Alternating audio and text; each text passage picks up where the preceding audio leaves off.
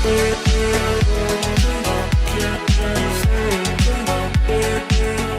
Students, welcome to फ्यूक्यू education.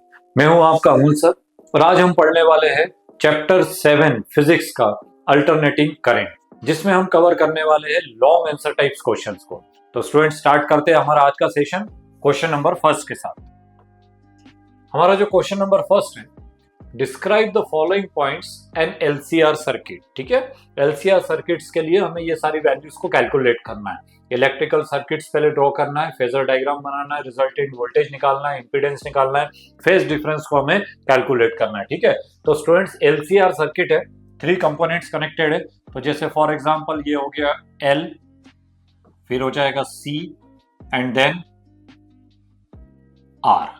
LCR को हमने कनेक्ट किया हुआ है कैसे? सीरीज में। ये एलसीआर जो है ये कनेक्टेड है कायम में सीरीज में, और इसमें जो अप्लाइड पोटेंशियल है V is equals to V naught sine omega T. ठीक है, तो ये L, C and R। L के एंड पे जो पोटेंशियल है VL, C वाले पे जो पोटेंशियल है VC, और R के एंड पे जो पोटेंशियल है इज इक्वल्स टू VR। ठीक है, इंडिविजुअल पोटेंशियल जो है वो is equals to VL, VC and VR। हमें रिजल्टेंट पोटेंशियल के साथ करंट की वैल्यू को कैलकुलेट करना है। ठीक है, और अप्लाइड पोटेंशियल हमारे पास गिवन है V is equals to V naught sine omega T के। ठीक है, तो स्टूडेंट्स आपको मालूम है कि जो पोटेंशियल होता है V is equals to IR के होता है, तो VR की अगर हम कैलकुलेट करें वैल्यू तो VR इज इक्वल्स टू हो जाएगा IR के, VL is equals to I, और R के लिए हमने अभी प्रीवियस जो वीडियोस थे उसमें हमने आप डिस्कस किया था, तो वहां पे ये था XL। ठीक है, और VC जो होता है इज इक्वल्स टू IXC के। ठीक है, X क्या रहेगा यहाँ पे? रिएक्टेंस। XL की वैल्यू होती है ओमेगा L, XC की वैल्यू होती है 1/ओमेगा C। ठीक है, और स्टूडेंट्स अगर हम इसमें रिजल्टेंट की बात करें तो स्टूडेंट्स आप देखेंगे तीनों काय में कनेक्टेड है, तीनों कनेक्टेड है हमारे सीरीज में। तो सीरीज में आप देखते हैं कि जो करंट होता है, करंट की वैल्यू सीरीज में कैसी रहती है? सेम रहती है। तो करंट तीनों में कैसा रहेगा? सेम रहेगा। सबसे पहले बात करें VR की, तो जहां पे भी R कनेक्ट होता है वहां पे current and potential both are in same phase. दोनों कैसे रहेंगे? सेम फेज में। दैट इज VR का जो डायरेक्शन रहेगा वो I के डायरेक्शन में रहेगा। ठीक है, L की बात करें VL की, तो अभी हमने जो प्रीवियस वीडियो था उसमें L सर्किट को हमने डिस्कस किया था, तो उसमें आपको बताया था कि जो VL होता है, पोटेंशियल होता है, वो करंट से 90 डिग्री लीड करता है। तो लीड कर रहा है मींस जो पोटेंशियल रहेगा वो इस तरीके से रहेगा VL। ओके, और C वाले के लिए बात करें तो जो VC होता है, पोटेंशियल होता है, वो करंट से 90 डिग्री लेगिंग बिहाइंड। ठीक है, मींस पीछे चलेगा। तो जो पोटेंशियल VC की वैल्यू रहेगी वो कुछ इस तरीके से रहेगी। ठीक है, तो जो आप देख रहे हो तीनों के बीच में फेज डिफरेंस जो है वो इस तरीके से रहेगा। हमें रिजल्टेंट चाहिए, फिर एक पोटेंशियल कैलकुलेट करना है। तो सबसे पहले हम काम करते हैं कि VL और VC में का रिजल्टेंट पोटेंशियल निकालते हैं। तो VL और VC आप देख रहे हो दोनों किसके बीच में एंगल कितने डिग्री का फॉर्म हो रहा है? 180। अपोजिट है, तो अपोजिट है तो हम क्या करेंगे? माइनस करेंगे। जो भी वैल्यू ज्यादा होती है, ज्यादा में से कम को हमें माइनस करना है। तो सपोज करिए कि VL is greater than VC, तो हम VL में से VC को माइनस करेंगे, तो जो हमारे पास रिजल्टेंट आएगा इसका, और रिजल्टेंट जो वोल्टेज रहेगा इज इक्वल टू हो जाएगा किसके? VL minus VC। इन दोनों का जो रिजल्टेंट है वो VL माइनस VC। ये जो VL माइनस VC है ये VR के साथ कितने डिग्री पे बन रहा है? 90 डिग्री का फेज डिफरेंस फॉर्म कर रहा है। ठीक है, और जहां 90 डिग्री का फॉर्म होता है तो वहां पे जो रिजल्टेंट वोल्टेज होता है वो किसके इक्वल होगा? डायगोनल के इक्वल होगा। रिजल्टेंट जो रहेगा वो किसके इक्वल रहेगा? डायगोनल के। ठीक है, तो स्टूडेंट्स इस तरीके से आप देखेंगे यहाँ पे कि ये जो रिजल्टेंट है वो किसके इक्वल हो जाएगा? V के। यहां से हमने एक परपेंडिकुलर ड्रॉ किया और ये एक परपेंडिकुलर ये ड्रॉ किया, तो ये VL माइनस VC है, तो ये वैल्यू भी होगी VL माइनस VC, और ये VR है तो ये भी वैल्यू किसके इक्वल होगी? VR के। हमें V की वैल्यू फाइंड करना है। फेज डिफरेंस 90 का है, तो स्टूडेंट जहां भी 90 का फेज डिफरेंस होता है, डायगोनल है, तो आप देख रहे हो राइट एंगल ट्रायंगल फॉर्म हो रहा है यहाँ पे। तो जो पाइथागोरस थ्योरम है उसके बेस से हम रिजल्टेंट वोल्टेज की वैल्यू को कैलकुलेट कर सकते हैं। ठीक है, तो resultant voltage by Pythagoras theorem V square is equals to, ठीक है, ये कितना है? VR, और ये कितना है? VL minus VC। तो ये हो जाएगा VR square plus VL minus VC का होल स्क्वायर। ठीक है, हमारे पास सबकी वैल्यूज गिवन है, ये वैल्यूज यहाँ पे पुट करेंगे तो V square is equal to V R की वैल्यू कितनी है, आई आर का स्क्वायर प्लस वी एल कितना गिवन है, आई एक्सएल माइनस आई एक्ससी का होल स्क्वायर। ठीक है स्टूडेंट्स, आपको समझ में आ गया होगा। इस पूरे में से अगर हम आई स्क्वायर को कॉमन ले लें तो हमारे पास वैल्यू रहेगी R square plus XL minus XC का whole square is equal to V square के। ठीक है, आई स्क्वायर मल्टीप्लाई में इसको इधर ट्रांसफर करेंगे तो अपॉन में आ जाएगा, और स्क्वायर को अगर हम हटाते तो यहाँ पे अंडर रूट आ जाएगा, तो स्टूडेंट डायरेक्ट कर दे इसको, तो v upon I is equal to हो जाएगा under root R square plus XL minus XC whole square by Ohm's law. v upon I is equal to होता है r के। इस वाले सर्किट्स में कितने कंपोनेंट्स है, 2 और मोर देन 2 कंपोनेंट्स कनेक्टेड है, और जब 2 या 2 से ज्यादा कंपोनेंट्स कनेक्ट होते हैं तो पूरे सर्किट का जो इफेक्टिव रेजिस्टेंस होता है is called impedance and it is denoted by z, that is ZLCR is equals to under root r square plus XL minus XC का होल स्क्वायर। तो सबसे पहले हमने इंपीडेंस की वैल्यू निकाली एंड रिजल्टेंट वोल्टेज को हमने कैलकुलेट किया, तो ये था रिजल्टेंट वोल्टेज और ये था impedance of this circuit ZLCR is equals to under root r square plus XL minus XC whole square के। ठीक है, अब हमें फेज डिफरेंस कैलकुलेट करना है। तो स्टूडेंट्स, डायग्राम में आप देख रहे हो कि करंट की वैल्यू ये है और जो रिजल्टेंट पोटेंशियल ये है, और इन दोनों के बीच में यहाँ पे जो आप देख रहे हो ये जो फेज डिफरेंस है it is denoted by phi. ठीक है, और जो ऊपर रहता है वो लीड करेगा, दैट इज इस केस में पोटेंशियल जो है वो करंट से क्या कर रहा है, लीड कर रहा है। ठीक है, कितने एंगल पे, फाई एंगल पे, तो हमें फाई की वैल्यू को कैलकुलेट करना है, phase difference between potential and current, that is हमको वैल्यू फाइंड करनी है 10 फाई की। ठीक है, 10 फाई। ठीक है, और 10 phi is equal to 10 theta is equal to perpendicular upon base, that is यहाँ पे लेंगे VL minus VC upon VR। ठीक है, वैल्यू पुट करेंगे यहाँ पे तो ये हो जाएगा 10 फाई। VL की वैल्यू कितनी होती है, IXL minus IXC upon IR के। I कॉमन ले लिया, I से I कैंसिल आउट हो जाएगा, डायरेक्ट कैंसिल कर देते हैं यहाँ पे, तो I से I जो कैंसिल हो गया तो ये हो जाएगा XL minus XC upon R के। ठीक है, तो 10 phi is equal to XL minus XC upon R के। ठीक है, तो ये था हमारा phase difference between voltage and current. ठीक है, अब स्टूडेंट्स इसमें एक चीज और होती है कि अगर हम रेजोनेंस कंडीशन की बात करें, ठीक है, तो under the condition of resonance जब भी आएगा तो आप याद रखिए कि XL इज इक्वल टू हो जाता है XC के। रेजोनेंस का मीनिंग ये होता है कि XL is equal to XC। तो स्टूडेंट्स, इस फॉर्मूले में जब XL और XC की वैल्यू दोनों इक्वल है तो जब इसको माइनस करेंगे तो 0, that is Z is equal to under root R square, square से R कैंसिल हो जाएगा, तो Z is equal to R। तो in LCR circuit in resonance condition Z is equal to R के, Z की वैल्यू R के equal होगी। और इस केस में अगर हम फ्रीक्वेंसी की वैल्यू फाइंड करेंगे तो आपको मालूम है students F is equal to 1 upon 2 pi under root LC and unit of frequency जो होता है इज इक्वल टू हर्ट्ज के। ठीक है, XL की value XL is equal to omega L, XC is equal to 1 upon omega C। Omega C को एक तरफ ट्रांसफर करेंगे तो इधर हो जाएगा omega square is equal to 1 upon LC and then उसको आगे कैलकुलेट करेंगे तो F is equal to 1 upon 2 pi under root LC के। ठीक है, तो इस तरीके से इस क्वेश्चन को आपको पूरा सॉल्व करना है। पहले resultant voltage, phasor diagram, impedance of the circuit, phase difference between current end voltage and frequency under the condition of resonance. ठीक है, इस तरीके से आपको कैलकुलेट करना है। चलते हमारे नेक्स्ट क्वेश्चन की ओर। हमारा जो क्वेश्चन नंबर 2 है, explain construction principle and working method of transformer. Transformer को हमें एक्सप्लेन करना है, उसके प्रिंसिपल एंड वर्किंग को। ठीक है, तो स्टूडेंट्स, ये जो डायग्राम है, ट्रांसफार्मर जो होता है, transformer is a device which increase और decrease alternating potential. Alternating potential की वैल्यू को इंक्रीज और डिक्रीज करता है। ये जो ट्रांसफार्मर होता है is based on the principle of mutual inductance, mutual induction पर बेस्ड होता है। ठीक है, इसमें ये कॉइल जो होती है इसको प्राइमरी कॉइल बोलते हैं, ये वाली जो कॉइल है इसको सेकेंडरी कॉइल बोलेंगे। ठीक है, प्राइमरी कॉइल से हम इनपुट करते हैं और जो सेकेंडरी कॉइल है उससे हमें आउटपुट मिलेगा। ठीक है, और बीच में ये जो फ्रेम है, ठीक है, लैमिनेटेड कोर यूज किया जाता है। तो ट्रांसफार्मर के टोटल कितने पार्ट्स होते हैं? 3 पार्ट्स होते हैं। First number primary coil, second number secondary coil and third number is insulated core. ठीक है ना, और ये जो लैमिनेटेड कोर यूज किया हुआ है यहाँ पे, ठीक है, ये सॉफ्ट आयरन का होता है, सॉफ्ट आयरन का लैमिनेटेड कोर यहाँ पे यूज किया हुआ है। ठीक है, तो जो ट्रांसफार्मर है, नंबर 1 क्या लिखेंगे ट्रांसफार्मर के बारे में? ये transformer is a device which increase और decrease alternating potential. It is based on the principle of mutual induction.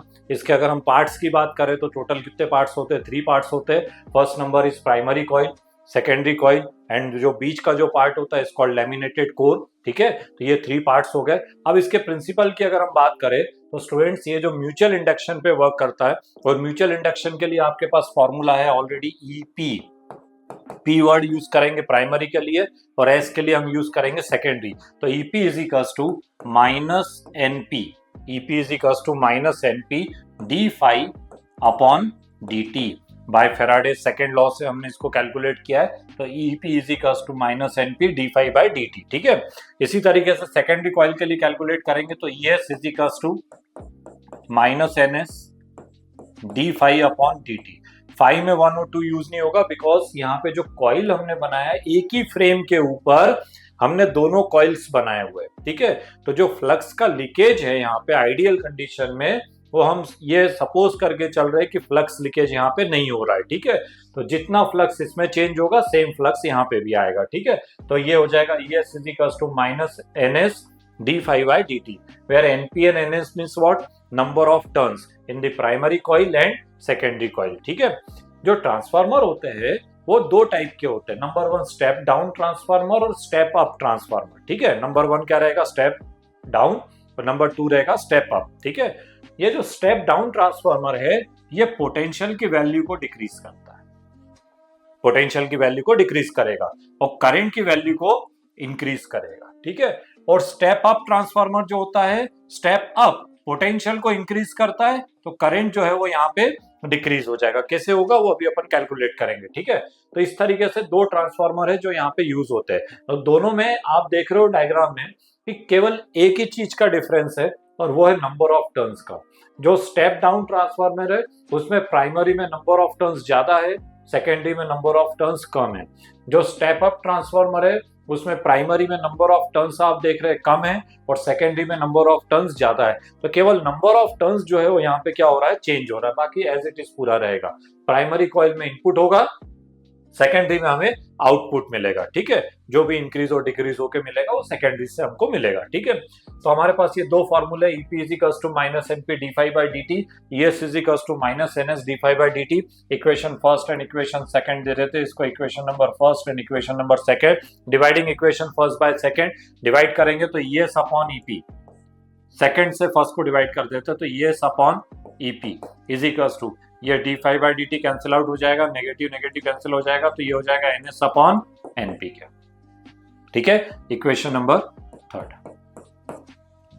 Okay, तो E S upon EP is equals to N S upon NP के। E means EMF, N means number of turns. ठीक है student, जो हम input कर रहे हैं हम चाहेंगे कि उतना हमें आउटपुट वापस रिटर्न मिले। ठीक है, इंक्रीज और डिक्रीज होके मिल रहा है।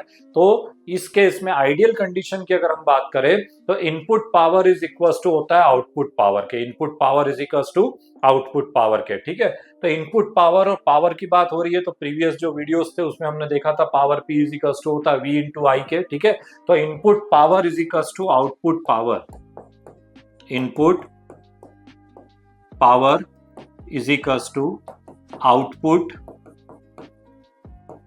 पावर। ठीक है, power P is equals to V into I होता है। इनपुट कहां से हो रहा है? प्राइमरी से, तो जब प्राइमरी की बात करेंगे तो यहाँ पे आएगा E। ठीक है, और V इंटू आई, तो I की बात करेंगे तो यहाँ पे आएगा IP, तो EP IP। ठीक है, is equals to output power की बात करेंगे तो ES IS।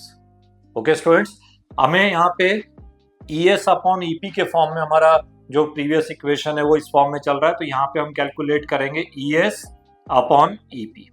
तो EP को अगर हम यहाँ पे ले जाएंगे तो IS सीधा ट्रांसफर हो जाएगा, तो ये हो जाएगा IP upon IS, equation number fourth. Okay, तो from equation third and fourth आप देख रहे हो दोनों का LHS सेम है तो RHS की वैल्यू भी सेम होगी। तो अगर हम पूरे को कंबाइन कर दे तो हमारे पास जो फाइनल रिजल्ट आएगा वो आएगा ES upon EP is equals to NS upon NP is equals to, और स्टूडेंट ध्यान रखिएगा यहाँ पे उल्टा हो जाता है IP अपॉन IS, ठीक है। और ये जो पूरा ratio is equals to R के, is called transformer ratio. R को क्या बोला जाता है? Transformer ratio. तो ये इसका बेसिक प्रिंसिपल है, ES upon EP is equals to NS upon NP is equals to IP upon IS is equals to R के, ठीक है। स्टूडेंट्स अब इससे पता कैसे चलेगा कि कैसे ये पोटेंशियल को EMF की वैल्यू को इंक्रीज और डिक्रीज कर रहा है, ठीक है। तो स्टूडेंट्स आप देखिए, सबसे पहले हम बात करते हैं स्टेप डाउन ट्रांसफॉर्मर की। किसकी बात करेंगे? स्टेप डाउन की। तो स्टेप डाउन में प्राइमरी में नंबर ऑफ टर्न्स ज्यादा है और सेकेंडरी में नंबर ऑफ टर्न्स कम है, ठीक है। तो सबसे पहले देखते हैं हम स्टेप डाउन ट्रांसफार्मर के लिए।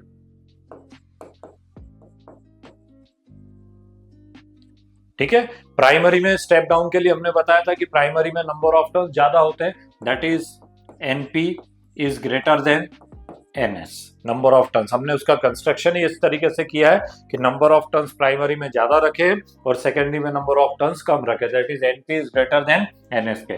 तो when NP is greater than NS, हमारे पास जो फाइनल रिजल्ट है वो ये है, और NP is greater than NS है, तो आप देखेंगे यहाँ पे कि EP is greater than ES। EP क्या है? EMF है। किसका? प्राइमरी का। तो प्राइमरी का EMF ज्यादा है और सेकेंडरी का EMF कम हो रहा है। सेकेंडरी में हमें क्या मिलता है? आउटपुट मिलता है। तो हम इनपुट ज्यादा कर रहे हैं और आउटपुट कम मिल रहा है, दैट इज यहाँ पे जो EMF है वो डिक्रीज हो रहा है। तो स्टेप डाउन, डाउन का मतलब होता है कि पोटेंशियल को वो क्या कर रहा है? डिक्रीज कर रहा है, ठीक है। इसी तरीके से यहाँ पे देखें तो आप देखोगे कि इस केस में IS जो है इज ग्रेटर देन होगा किसके? IP के। रेशो के अकॉर्डिंग अगर हम देखें तो IS is greater than IP। तो IS मतलब क्या है? Current in secondary coil. Secondary coil का करंट ज्यादा है किसके कंपैरिजन में? प्राइमरी कॉइल के। तो प्राइमरी में हमने कम इनपुट किया और हमें सेकेंडरी में ज्यादा करंट मिल रहा है, दैट इज करंट की वैल्यू को इसने क्या कर दिया? इंक्रीज कर दिया, ठीक है। तो जो स्टेप डाउन ट्रांसफॉर्मर होता है वो पोटेंशियल को डिक्रीज करता है और करंट की वैल्यू को इंक्रीज करेगा, ठीक है। इसी तरीके से अगर हम बात करें स्टेप अप ट्रांसफार्मर की, स्टेप अप ट्रांसफार्मर, ठीक है। तो स्टूडेंट्स आप देखिए, ये जो स्टेप अप ट्रांसफार्मर है इसमें प्राइमरी में नंबर ऑफ टर्न्स आप देख रहे हो कि कम है और यहाँ नंबर ऑफ टर्न्स जो है यहाँ पे ज्यादा है, ठीक है। तो आप देखेंगे यहाँ पे कि यहाँ पे नंबर ऑफ टर्न्स जो है प्राइमरी के कम है, NP is less than NS, ठीक है।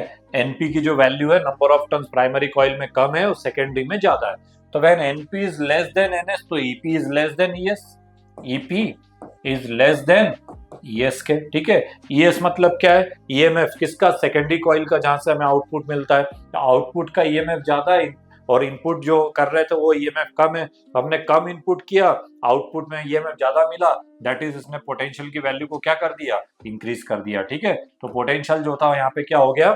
इंक्रीज हो गया, ठीक है। और आप पोटेंशियल इंक्रीज हो रहा है तो EP is less than ES, that is IS is less than IP। IS means what? Secondary का करंट कम है, प्राइमरी का करंट ज्यादा है। तो प्राइमरी में हमने ज्यादा इनपुट किया था बट सेकेंडरी में हमें करंट जो मिल रहा वो क्या मिला? कम मिला, दैट इज इसने करंट की वैल्यू को कम कर दिया, ठीक है। तो इस तरीके से स्टेप अप और स्टेप डाउन ट्रांसफार्मर जो है वो वर्क करते हैं। स्टेप अप वाला EMF की वैल्यू को, स्टेप डाउन वाला जो रहता है EMF की वैल्यू को डिक्रीज करेगा तो करंट की वैल्यू को इंक्रीज करेगा, ठीक है। और स्टेप अप है वो पोटेंशियल को इंक्रीज करता है तो करंट को डिक्रीज करता है, ठीक है। तो ये था हमारे ट्रांसफार्मर का principle, ES upon EP is equals to NS upon NP is equals to IP upon IS के, ठीक है। म्यूचुअल इंडक्शन पे ट्रांसफार्मर जो है वर्क करता है। और स्टूडेंट ध्यान रखिएगा, ये जो ट्रांसफार्मर है ये ओनली AC के लिए यूज होता है, DC में यूज नहीं होता। इसलिए जो घरों में इलेक्ट्रिसिटी है वो अल्टरनेटिंग करंट जो आता है वो ट्रांसफार्मर के थ्रू ही आता है, DC करंट हम यहाँ पे यूज नहीं कर सकते, ठीक है। तो स्टूडेंट ये था हमारा क्वेश्चन नंबर 2। चलते हैं हमारे नेक्स्ट क्वेश्चन की ओर। What are the reason of energy losses in the transformer? And इसी में सेकंड पार्ट भी दिया हुआ है कि how these losses are reduce, ठीक है। बहुत इंपॉर्टेंट क्वेश्चन है। इसमें शॉर्ट आंसर से लॉन्ग आंसर तक में ये वाले जो क्वेश्चन है वो आपसे पूछा जा सकता है, ठीक है। जो एनर्जी लॉस होता है ट्रांसफार्मर में, स्टूडेंट्स अभी हमने प्रीवियस क्वेश्चन में देखा, स्टेप अप और स्टेप डाउन ट्रांसफार्मर पोटेंशियल की वैल्यू को इंक्रीज कर रहा है, डिक्रीज कर रहा है। हम चाहेंगे ओवरऑल कि हमें जितना इनपुट किया है वो टोटल हमें आउटपुट में मिले दोनों ट्रांसफार्मर के लिए, ठीक है।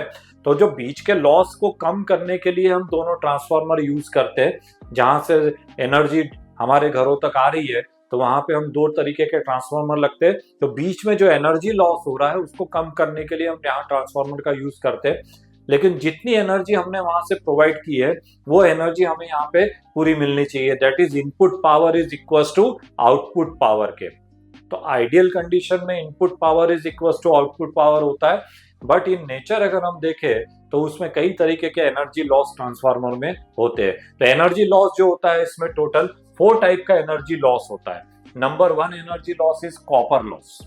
पहला जो होता है उसको बोला जाता है कॉपर लॉस, ठीक है। Some part of energy is wasted in form of heat due to heating effect of current in the primary and secondary coil. अभी हमने प्रीवियस क्वेश्चन में देखा था, 2 कॉइल्स रहती है, कॉपर वायर की कॉइल्स होती है प्राइमरी एंड सेकेंडरी, और उसमें जब करंट फ्लो होगा तो due to heating effect of current वो वायर का टेम्परेचर इंक्रीज होगा, हीट के फॉर्म में वो कन्वर्ट हो जाएगा, ठीक है।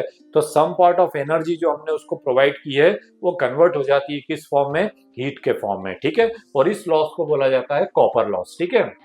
और कॉपर लॉस को रिड्यूस करने के लिए thick coil are use in the primary coil of step up transformer and the secondary coil of step down transformer, ठीक है।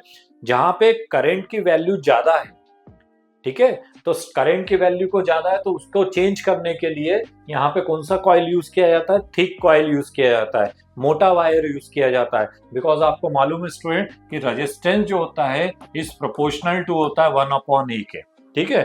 तो अगर हम एरिया को बढ़ा दें तो रेजिस्टेंस की वैल्यू कम हो जाएगी, ठीक है। तो जहां करंट हमें ज्यादा मिल रहा है, अभी प्रीवियस क्वेश्चन में देखा था कि जहां करंट की वैल्यू जिस कॉइल में ज्यादा होती है उस कॉइल में जो वायर लिया जाता है वो कैसा वायर यूज करेंगे, थिक वायर यूज किया जाता है। तो थिक वायर यूज करने से एरिया बढ़ गया तो रेजिस्टेंस की वैल्यू कम हो जाएगी, रेजिस्टेंस कम हो गया तो जो एनर्जी लॉस हो रहा था हमारा हीट के फॉर्म में वो रिड्यूस हो जाएगा, ठीक है। सेकेंड नंबर जो होता है इसका iron loss. Eddy current is produce in the iron core of the transformer, ठीक है। और उसके कारण भी कुछ एनर्जी जो है वो हीट के फॉर्म में हमारी क्या हो जाती है, वेस्ट हो जाती है, ठीक है। एडी करंट के बारे में मालूम है, हमारा जो लैमिनेटेड कोर है वो सॉफ्ट आयरन का होता है। अल्टरनेटिंग करंट की बात हो रही है तो अल्टरनेटिंग करंट जो रहता है वो इस तरीके से चलता है, तो करंट की वैल्यू कंटिन्यूअसली क्या हो रही है, चेंज हो रही है। और जब करंट की वैल्यू चेंज होती है और करंट चेंज हो रहा है और उसमें जो मेटल पीस है, तो मेटल पीस जब के कारण करंट की वैल्यू चेंज हो रही है तो उससे रिलेटेड जो फ्लक्स है वो चेंज होगा, फ्लक्स चेंज होने से ईएमएफ इंड्यूस होगा and due to this induce EMF induce current वहां पे फ्लो हो रहा है, इसको यहाँ पे बोला जाता है एडी करंट। और एडी करंट का भी रीजन वही रहेगा, बाई लेंज लॉ वो उसी का अपोज करता है जिसके कारण वो वहां पे प्रोड्यूस हो रहा है, ठीक है। तो एडी करंट के कारण भी यहाँ पे कुछ पार्ट ऑफ एनर्जी जो है वो हीट के फॉर्म में क्या हो जाती है, कन्वर्ट हो जाती है, ठीक है। और इस लॉस को बोला जाता है आयरन लॉस। और इसको रिड्यूस करने के लिए minimise this loss the core is laminated. बहुत इंपॉर्टेंट है, बिल्कुल याद रखिएगा, इस पे बहुत सारे क्वेश्चंस मिलेंगे, 1 मार्क्स 2 मार्क्स में भी बहुत सारे क्वेश्चंस मिलते हैं। जो ट्रांसफार्मर होता है उसका जो कोर रहता है वो लैमिनेटेड बनाया जाता है। तो लैमिनेटेड क्यों बनाते हैं, एडी करंट के कारण जो लॉस है उसको रिड्यूस करने के लिए, ठीक है। इसके बाद जो हमारा थर्ड नंबर होता है magnetic flux leakage. All the magnetic flux produced by primary coil may not be transferred to the secondary coil, ठीक है। 2 कॉइल है, म्यूचुअल इंडक्शन पे वर्क करता है, प्राइमरी में फ्लक्स चेंज होगा तो सेकेंडरी में क्या होगा, ईएमएफ इंड्यूस होगा, ठीक है। तो दोनों एक दूसरे से परफेक्टली कनेक्टेड नहीं होते, ठीक है। जितना फ्लक्स यहाँ चेंज हो रहा है सेम फ्लक्स सेकेंडरी में भी चेंज होना चाहिए, ठीक है। और उसके कारण कुछ पार्ट ऑफ एनर्जी जो है हमारी क्या हो जाती है, वेस्ट हो जाती है। और इस लॉस को रिड्यूस करने के लिए ही स्टूडेंट्स जो सॉफ्ट आयरन कोर जो है वो यहाँ पे क्या किया जाता है, यूज किया जाता है। एक ही कॉइल के ऊपर आप देख रहे हो जो कॉइल फॉर्म की थी, आपने प्रीवियस क्वेश्चन में देखा था तो इसका डायग्राम, तो एक ही कॉइल के ऊपर यहाँ पे प्राइमरी कॉइल है और यहाँ पे क्या होती है, सेकेंडरी कॉइल होती है, और जो कोर होता है वो काय का होता है, सॉफ्ट आयरन का कोर होता है, ठीक है। तो उसके कारण मैग्नेटिक फ्लक्स जो लीकेज हो रहा है वो यहाँ पे रिड्यूस हो जाएगा, ठीक है। एंड लास्ट होता है fourth number, hysteresis loss. Some amount of energy is wasted because of iron core become magnetised during the first half and gets demagnetized during the other half, ठीक है। जो अल्टरनेटिंग करंट है students, आपने देखा था alternating current इस तरीके से चलता है। तो first half cycle positive, second half cycle negative, current की वैल्यू चेंज हो रही है, करंट चेंज होगा तो फील्ड चेंज होगा, फील्ड चेंज होगा तो ऑब्वियसली वहां पे जो चारों ओर जो मैग्नेटिक फील्ड है बी की वैल्यू बढ़ेगी, फिर कम होगी, दैट इज वो मैग्नेटाइज होगा और डीमैग्नेटाइज होगा, ठीक है। और इसी के लिए इसको रिड्यूस करने के लिए यहाँ पे आप देख रहे हैं कि जो सॉफ्ट आयरन कोर जो होता है वो यहाँ पे यूज किया जाता है, किसके लिए, हिस्टेरेसिस लॉस को रिड्यूस करने के लिए, ठीक है। इससे क्या होता है, अगर हम अदर मटेरियल का कोई कोर बनाएंगे तो वो मैग्नेटाइज और डीमैग्नेटाइज नहीं होगा, और जब वो मैग्नेटाइज और डीमैग्नेटाइज नहीं होगा तो वो जो मैग्नेटिक एनर्जी है वो कन्वर्ट होगी काय में, हीट के फॉर्म में, ठीक है। तो हमारी जो एनर्जी है वो वेस्ट होगी हीट के फॉर्म में। सॉफ्ट आयरन कोर रखने से क्या होता है कि जब वो मैग्नेटाइज और डीमैग्नेटाइज हो जाता है तो वो जो लॉस हो रहा है वो वहां पे क्या हो जाएगा, रिड्यूस हो जाएगा, ठीक है। तो स्टूडेंट्स, जो ट्रांसफार्मर होता है उसमें टोटल 4 टाइप के लॉसेस होते हैं, बिल्कुल याद रखिएगा। Number 1 copper loss. Copper loss को रिड्यूस करने के लिए आपने देखा था कि थिक कॉइल जो है, वायर जो है वो कैसा यूज किया जाता है, थिक वायर यूज किया जाता है, ठीक है। सेकंड होता है आयरन लॉस। आयरन लॉस को मिनिमाइज करने के लिए कोर कैसा लिया जाता है, लेमिनेटेड कोर यूज करते हैं, ठीक है। नेक्स्ट होता है हमारा magnetic flux leakage.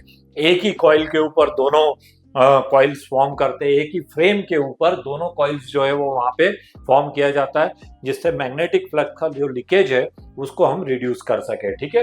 And last होता है फोर्थ नंबर, हिस्टेरेसिस लॉस, और इसको रिड्यूस करने के लिए सॉफ्ट आयरन कोर वहां पे यूज किया जाता है, ठीक है। तो ये था हमारा क्वेश्चन नंबर 3। चलते हैं हमारे नेक्स्ट क्वेश्चन की ओर। तो स्टूडेंट्स, हमारा जो नेक्स्ट क्वेश्चन है question number 4, the primary coil of an ideal step up transformer has 100 turn and the transformer ratio is also 100. The input voltage and power are respectively 220 volt and 1100 watt के। Then calculate, हमारे पास ये सारी values है जिसको हमें calculate करना है। Number 1 जो है, number of turns in the secondary, secondary के नंबर ऑफ टर्न्स हमें निकालना है। सेकेंडरी के नंबर ऑफ टर्न्स जो रहता है, सेकेंडरी का जो नंबर ऑफ टर्न्स रहेगा it is denoted by NS. NS हमें वैल्यू फाइंड करनी है। Current in the primary, current in the primary IP का वैल्यू हमें निकालना है। Voltage across the secondary, secondary का वोल्टेज हमें निकालना है, ईएस निकालना है। Current in secondary, current in secondary means IS की वैल्यू हमको कैलकुलेट करनी है और पावर की वैल्यू हमको कैलकुलेट करनी है। तो इतनी सारी वैल्यूज है जो हमको कैलकुलेट करना है, ठीक है। तो स्टूडेंट्स, ये जो क्वेश्चन है आपको एक आइडिया लग गया होगा कि हमारे जो प्रीवियस क्वेश्चन है ट्रांसफार्मर पे, जिसमें पहला क्वेश्चन हमने देखा था कि ट्रांसफार्मर का वर्किंग एंड प्रिंसिपल, सेकंड हमने देखा एनर्जी लॉस ऑफ ट्रांसफार्मर, ठीक है, और तीसरा हमने देखा कि इस टाइप के क्वेश्चंस भी आपको एग्जाम में पूछे जा सकते हैं।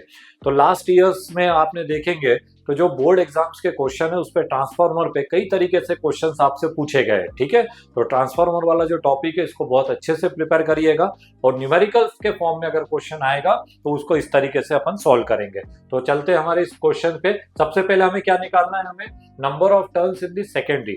तो स्टूडेंट्स, जो जो वैल्यूज हमें गिवन है उसकी एक लिस्ट पहले हम जल्दी से प्रिपेयर कर लेते हैं। Number of turns in the primary 100 turns है, दैट इज एनपी की वैल्यू हमारे पास गिवन है, कितनी है, 100, ठीक है। ट्रांसफार्मर रेशो हमारे पास गिवन है, ट्रांसफार्मर रेशो मतलब एनएस अपॉन एनपी की वैल्यू इज इक्वल टू हमारे पास गिवन है किसके, 100 के, ठीक है। इनपुट वोल्टेज, इनपुट वोल्टेज का मतलब ईपी, ईपी की वैल्यू कितनी है, 220 वोल्ट हमारे पास है, ठीक है। पावर की बात करें 1100 वॉट है, power P is equal to 1100 watt के हमारे पास गिवन है। तो ये वैल्यूज हमारे पास सारी जो है वो गिवन है, ठीक है। अब हमें कैलकुलेट करना है number 1, number of turns in the secondary coil. तो सबसे पहले जितने भी क्वेश्चंस आएंगे सबका जो बेसिक जो फॉर्मूला होता है, जो अभी हमने प्रीवियस वाले क्वेश्चन में देखा था, वो होता है ES upon EP is equals to NS upon NP is equals to IP upon IS is equals to R. तो इसी फॉर्मूले पे सारे क्वेश्चंस जो है वो आपको कोशिश करनी है कि ट्राई करना है, ठीक है। तो सबसे पहले वाला जो क्वेश्चन है उसमें हमें number of turns in the secondary coil NS की वैल्यू फाइंड करनी है और NS अपॉन NP 100 दिया हुआ है, NP की वैल्यू हमारे पास 100 दी हुई है, ठीक है। तो स्टूडेंट्स पहला जो क्वेश्चन है NS अपॉन NP, इसका जो रेशियो है वो किसके इक्वल है, 100 के। NP की वैल्यू 100 है तो NS upon 100 is equals to 100, ठीक है। तो हमें NS की वैल्यू फाइंड करनी है तो 100 इंटू 100 दैट इज 10,000, ठीक है। तो नंबर ऑफ टर्न्स हमारे पास जो रहेगा सेकेंडरी का वो किसके इक्वल रहेगा, 10,000 के रहेगा, ठीक है। तो ये था इसका फर्स्ट पार्ट। अब हम चलते हैं सेकंड पार्ट की ओर। सेकंड क्वेश्चन जो था इसका, सेकंड क्वेश्चन जो था इसका, करंट इन द प्राइमरी के करंट को हमें क्या करना है, फाइंड करना है, दैट इज आईपी की वैल्यू हमको क्या करनी है, कैलकुलेट करनी है, ठीक है। तो जब आईपी की वैल्यू हमें कैलकुलेट करनी है तो आईपी के लिए हमारे पास एक फॉर्मूला होता है P इज इक्वल्स टू, ठीक है, P is equals to EP into IP, ठीक है। Power P is equals to V into I के। तो हमें आईपी की वैल्यू फाइंड करनी है तो आईपी इज इक्वल्स टू हो जाएगा P अपॉन ईपी के, ठीक है। पावर हमारे पास गिवन है 1100, ठीक है। ईपी की वैल्यू हमारे पास गिवन है, EP is equals to given है कितना, 220 वोल्ट के। तो आप देखेंगे यहाँ पे 220 वोल्ट हम पुट करेंगे, ठीक है। 0 से 0 कैंसिल आउट हो जाएगा। 22 से 1100 110 को अगर हम कैंसिल आउट करें तो आप देखेंगे इसमें कि जो आईपी की वैल्यू आएगी, ठीक है ना, जब आप इसको कैंसिल आउट करिए इसको तो 1100 जो था, 1100 अपॉन 220 जो था, इसको जब आप कैंसिल आउट करेंगे तो इज इक्वल्स टू 5 एम्पियर के। तो आईपी की वैल्यू किसके इक्वल हो जाएगी, 5 एम्पियर के। थर्ड पार्ट हमें कैलकुलेट करना है यहाँ पे,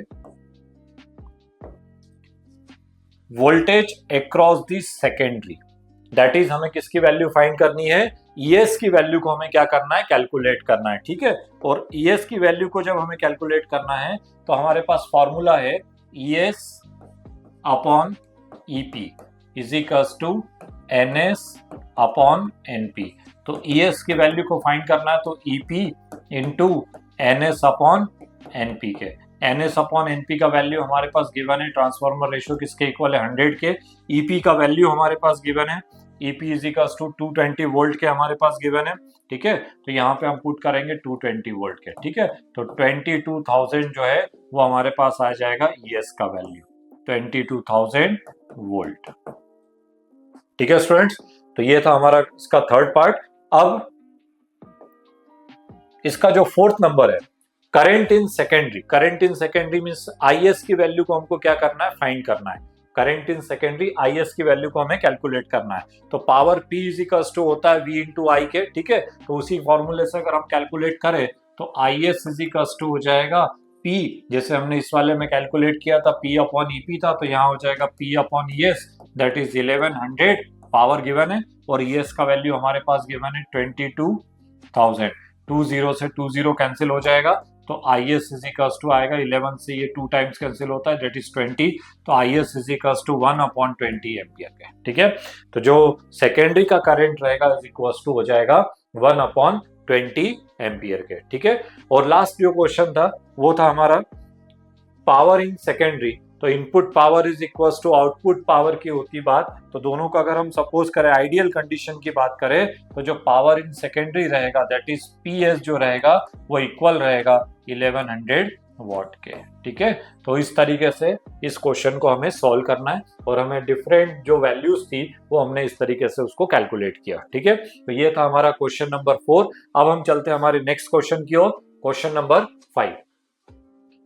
A series LCR circuit is connected to a 220 volt variable frequency AC supply. If L is equals to 20 millihenry, L की वैल्यू गिवन है हमारे पास कितनी है, 20 millihenry गिवन है। C is equals to 800 upon pi square microfarad के given है, ठीक है। और R की वैल्यू हमारे पास गिवन है 110, ठीक है। तो स्टूडेंट्स हमारे पास दो क्वेश्चन है। क्वेश्चन नंबर 1 जो है, find the frequency of the source. हमें फ्रीक्वेंसी की वैल्यू को क्या करना है, LCR सर्किट की फ्रीक्वेंसी जो है वो कैलकुलेट करना है, ठीक है, LCR की। And second number, calculate the value of maximum current amplitude. Current, maximum current की वैल्यू को हमें क्या करना है, फाइंड करना है।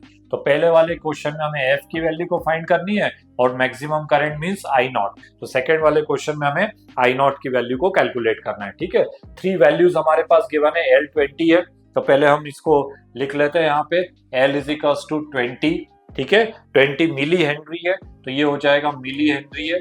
एम एच का मतलब होता है मिली हेनरी, मिली को अगर हम कन्वर्ट करें तो ये हो जाएगा यहाँ पे कितना हो जाएगा 10 की पावर -3, और अगर हम 2 का 0 भी उसमें इंक्लूड कर दे तो -3 से एक 0 को कैंसिल आउट कर देंगे, तो ये हो जाएगा 2 इंटू 10 की पावर -2 हेनरी है।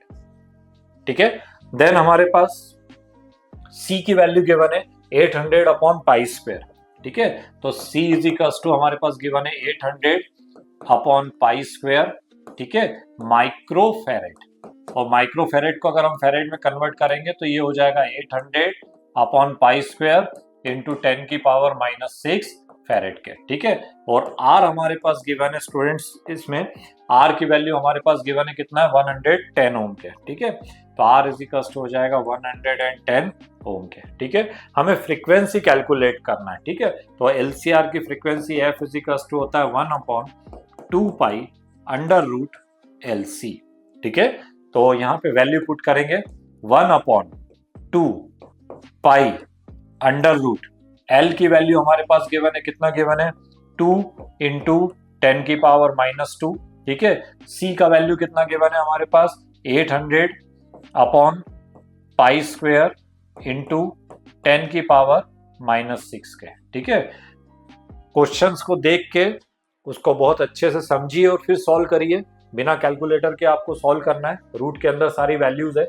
स्टूडेंट सबसे पहले तो देखो कि पाई स्क्वायर है, इसको अगर हम रूट से बाहर लेंगे तो पाई हो जाएगा, तो इस पाई से ये पाई स्क्वायर जो है वो कैंसिल आउट हो जाएगा, नंबर 1। ठीक है, नंबर 2, ये -6 है और ये -2 है, तो minus minus plus base same होता है, मल्टीप्लाई में पावर ऐड हो जाएगी, तो 6 + 2 = 8, -8 के हो जाएगा, तो 10 की पावर कितना हो गया ये -8। और ये जो 800 है इसको 8 × 100 के फॉर्म में लिख सकते हैं, 100 मींस 10 की पावर 2, तो 10 की पावर 2 और ये -8 दैट इज 10 की पावर कितना हो जाएगा -6 के। ठीक है, और यहाँ पे 8 और ये 2, ये वाला 8 रहेगा और ये 2, 8 2 = 16, 16 इसका स्क्वायर होता है 4 का, तो रूट से जब हम बाहर लेंगे तो यहाँ पे फ्रीक्वेंसी F = 1/, ठीक है, ये बाहर 2 है, 16 का रूट ले लिया तो 4 हो जाएगा, और अंदर कितना रहेगा रूट के अंदर 10 की पावर -6 के, तो रूट के अंदर 10 की पावर -6 को हम इस फॉर्म में लिख सकते हैं 10 की पावर -3 का होल स्क्वायर, 3 2 = 6, कोई सेम वैल्यूज आएगी। ठीक है, तो रूट से ये रूट कैंसिल हो जाएगा, तो F = 1/, 4 2 = कितना हो गया 8 हो गया, 10 की पावर -3 है, इसको ऊपर ट्रांसफर करेंगे तो 10 की पावर 3, 10 की पावर 3 दैट इज ये हो जाएगा 1000/8 के। ठीक है, और 1000/8 को जब आप कैलकुलेट करेंगे तो इज इक्वल टू 125, और unit of frequency is hertz. ठीक है, तो फ्रीक्वेंसी जो रहेगी वो इक्वल हो जाएगी किसके 125 हर्ट्ज के। ठीक है, अब हमें कैलकुलेट करना है क्या, पीक वैल्यू की वैल्यू फाइंड करनी है। ठीक है, पीक वैल्यू ऑफ करंट हमें कैलकुलेट करना है। उससे पहले पीक वैल्यू ऑफ करंट निकालने के लिए हमें आरएमएस वैल्यू कैलकुलेट करनी पड़ेगी, तो आई आरएमएस की वैल्यू हम सबसे पहले कैलकुलेट करते हैं, तो आई आरएमएस इज इक्वल्स टू होता है वी आरएमएस अपॉन जेड के। एलसीआर सर्किट की अगर हम बात करें तो आई आरएमएस इज इक्वल्स टू होगा वी आरएमएस अपॉन जेड के। ठीक है, वी आरएमएस हमारे पास गिवन है, वोल्टेज गिवन है कितना है 220। ठीक है, जेड मीन्स व्हाट, इम्पीडेंस, पूरे सर्किट का जो रेजिस्टेंस है, और रेजिस्टेंस हमारे पास गिवन है यहाँ पे, इस वाले केस में हम देखेंगे तो रेजिस्टेंस हमारे पास कितना गिवन है 110 रेजिस्टेंस था इसका। ठीक है, तो रेजिस्टेंस हमारे पास गिवन है 110 गिवन है। ठीक है, इससे ये कैंसिल आउट हो जाएगा, 11 2 हो जाएगा, तो आई आरएमएस जो हो जाएगा, आई आरएमएस इज इक्वल टू हो जाएगा 2 एम्पियर के। आई आरएमएस की वैल्यू हो गई 2 एम्पियर के। ठीक है, हमें peak value of current find करना है। Peak value of current means I naught की वैल्यू कैलकुलेट करनी है, तो students I naught is equal to होता है आई आरएमएस इंटू √2 के। ठीक है, तो आई आरएमएस कितना है 2 इंटू √2 का वैल्यू कितना होता है 1.414। ठीक है, तो आई नॉट इज इक्वल टू हो जाएगा 2 इंटू 1.414। ठीक है, और अगर आप इसको कैलकुलेट करके लिखना चाहे तो लिखिए, मैं तो इसको फाइनल आंसर इस फॉर्म में भी लिख सकते हैं 2 इंटू √2। ठीक है, तो 2 इंटू रूट टू, तो करंट की वैल्यू कितनी हो जाएगी 2 इंटू रूट टू एम्पियर के। ठीक है, तो इस तरीके से यहाँ पे हम फ्रीक्वेंसी और पीक वैल्यू ऑफ करंट की वैल्यू को कैलकुलेट कर सकते हैं। ठीक है, तो ये था हमारा आज का सेशन जिसमें हमने अल्टरनेटिंग करंट चैप्टर 7 के लॉन्ग आंसर टाइप्स क्वेश्चंस को स्टडी किया। ठीक है स्टूडेंट्स, एलसीआर सर्किट और ट्रांसफार्मर पे बेस्ड आपको बहुत सारे क्वेश्चंस एग्जाम में देखने को मिलेंगे, अलग अलग वेराइटी के। तो ये 2 टॉपिक्स जो थे उसको बहुत अच्छे से प्रिपेयर करिएगा। और आज का ये सेशन कैसा लगा प्लीज कमेंट्स बॉक्स में जरूर लिखिएगा। और हमारे जो नेक्स्ट वीडियोस जो है वो जल्दी से जल्दी आपको मिल सके, इसके लिए आपको करना ये है कि हमारा जो चैनल है उसको सब्सक्राइब करिए, जिससे जितने भी वीडियोस जाएंगे वो जल्दी से जल्दी आप तक पहुंच पाएंगे। और साथ में हम अपने फ्रेंड्स जो है उसके साथ शेयर भी करिए। मिलते हैं हमारे नेक्स्ट वीडियो में। Thank you.